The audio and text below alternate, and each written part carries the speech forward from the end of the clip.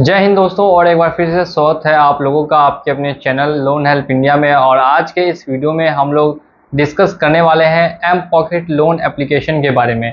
M pocket application से काफ़ी लोगों ने लोन लिया है और काफ़ी लोग ऐसे हैं जिन्होंने इनका रीपेमेंट किसी भी पर्सनल कारण से नहीं किया हो, भले ही उनकी जॉब छूट गई, मेडिकल कंडीशन सही नहीं है या किसी और तरीके की फाइनेंशियल इशू आने की वजह से पेमेंट वो अभी तक नहीं कर पाए, उनकी पेमेंट ड्यू हो चुकी है और एम पॉकेट वाले लगातार परेशान कर रहे हैं। तो फाइनली मैं यहाँ पर अभी आपको एक प्रूफ के साथ दिखाने वाला हूँ कि एम पॉकेट वाले क्या आपके कॉन्टेक्ट्स पर मैसेज करते हैं, किस तरीके से आपको परेशान करेंगे ताकि आप उनका जो लोन है वो जल्द से जल्द पेमेंट कर दें। और आपको क्या करना है, क्या स्टेप्स लेने हैं जिससे कि आपको ये परेशानी ना आए, इसके बारे में भी डिस्कस करने वाले हैं। तो उम्मीद करता हूँ कि जिन्होंने भी चैनल को सब्सक्राइब नहीं किया होगा वो सभी के सभी लोग चैनल को सब्सक्राइब करके बेल आइकन को प्रेस कर देंगे। तो चलिए यहाँ पे वीडियो को करते हैं शुरू।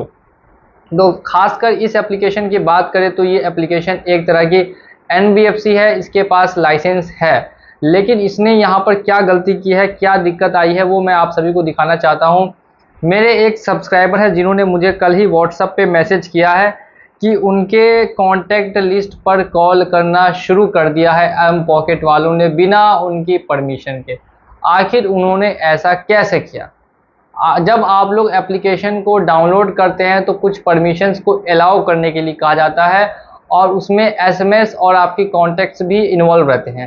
तो ये लोग बेसिकली करते क्या है कि जो आपके एसएमएस होते हैं, कॉन्टैक्ट्स होते हैं, वो अपने पास सेव कर लेते हैं डाटा में और बाद में उसका यूज़ करके आपके कॉन्टैक्ट लिस्ट पर कॉल करेंगे या मैसेजेस को देखकर उस पे आपको कॉल करके परेशान करेंगे। देखिए यहाँ पर उनके फादर को एक मैसेज गया है और वो मैसेज क्या है जो आप लोगों को जानना बहुत ज़्यादा ज़रूरी है। और अगर आप लोग हमारे चैनल पे नए हैं तो चैनल को सब्सक्राइब कीजिएगा, नहीं तो आपको आगे चल के फिर दिक्कतें आ सकती हैं।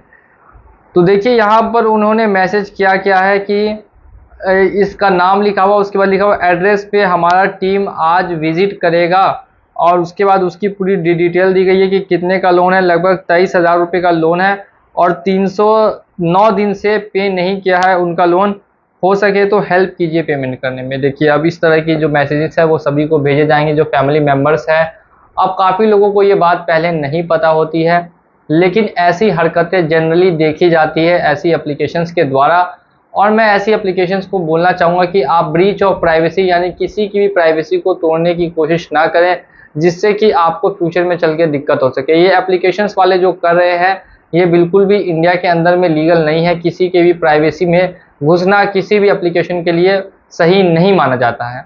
तो अगर आपने किसी भी एप्लीकेशन खास करके एम पॉकेट से लोन लिया है तो मुझे लग रहा है कि आपकी जो एज होगी वो 20 से 30 के बीच में ही होगी, क्योंकि ये एप्लीकेशन खासकर उन्हीं लोगों को लोन देती है जो या तो स्टूडेंट्स है या तो फिर वर्किंग है।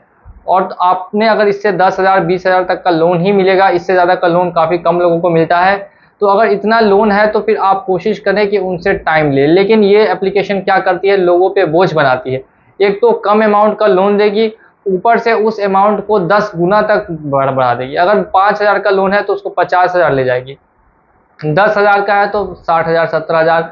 ये कोई तरीका नहीं हुआ। एम पॉकेट एप्लीकेशन वाले जो है वो पहले के लोग करते थे कि इतना ज़्यादा लोन का बर्डन बना देते थे कि वो पे ही नहीं कर सके और उसको कुछ ना कुछ दिक्कत आती थी पे करने में सामने वाले आदमी को। तो यही लैंड लॉर्ड्स, जिसको लैंड लॉर्ड्स बोलते हैं, उसी की तरह ये लोग भी अब अपना मामला स्टार्ट कर दिए हैं। देखिए ऐसा कहीं भी नियम में नहीं है कि आप अनलिमिटेड पेनल्टी चार्जेस जोड़ते रहेंगे, भले ही कोई भी कंपनी क्यों ना हो, एनबीएफसी क्यों ना हो। हमेशा सरकार बोलती है कि इंटरेस्ट रेट आप बढ़ा सकते हैं, लेकिन इतना ज़्यादा जो हैवी पेनल्टी चार्जेस है वो आप लगा नहीं सकते। इसीलिए ये एप्लीकेशन लीगल एक्शन नहीं लेती है, क्योंकि खुद ये इलीगल तरीके से काम कर रही है और लोगों से 3 गुना 4 गुना 5 गुना पैसा वसूलने के लिए बैठी हुई है। लोन अगर आप टाइमली रिपे करते हैं तब तो कोई दिक्कत नहीं आती है, लेकिन जब दिक्कत है और आपके पास पैसे नहीं है, आप पेमेंट नहीं कर पा रहे हैं, इसके बाद भी ये एप्लीकेशन आपको पेमेंट करने के लिए सहयोग ना करके असहयोग कर रही है और ज़्यादा आपका अमाउंट बढ़ा दे रही है। अब ऐसे केसेस में सिर्फ और सिर्फ आपका एक ही फिक्सचर होना चाहिए कि आप जितना भी पेनल्टी है वो माफ़ कर दें, आपका लोन मैं पेमेंट कर दूंगा। जब आपके पास पैसा आ जाए तब आप उनको ये ऑफ़र कीजिए, जैसे आपका 20,000 का लोन 50,000 का हो गया है तो उनको हाईएस्ट 25,000 रुपये तक आप पेमेंट करने के लिए बोलिए, कि 25,000 रुपये तक कर सकता हूं मैं पेमेंट, आप अपना पेनल्टी चार्जेस हटा दीजिए, जो 5,000 रुपये है वो मैं अलग से दूंगा और जो लोन है उसको आप क्लोज कर दीजिए। ऐसा आप उनको लगातार प्रेशर कीजिएगा तभी वो लोग मानेंगे। वो क्या बोलते हैं कि ऐसा कोई ऑप्शन ही नहीं होता है, बिल्कुल गलत।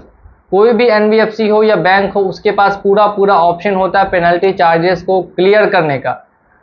ये एकदम जो ये लोग अपने से नियम नए नए कानून बना रहे हैं, आरबीआई के रूल्स को फॉलो नहीं कर रहे, तो ये बहुत ही गलत हो रहा है और ऐसा नहीं होना चाहिए। तो एम पॉकेट एप्लीकेशन वालों से भी मैं उम्मीद करता हूं कि वो लोगों की इस समस्याओं को ज़रूर से ज़रूर समझेंगे। जिनके पास पैसे नहीं है उनका कम से कम पेनल्टी चार्जेस माफ़ कर दे और उसके बाद उनको पेमेंट करने का ऑप्शन प्रोवाइड करे।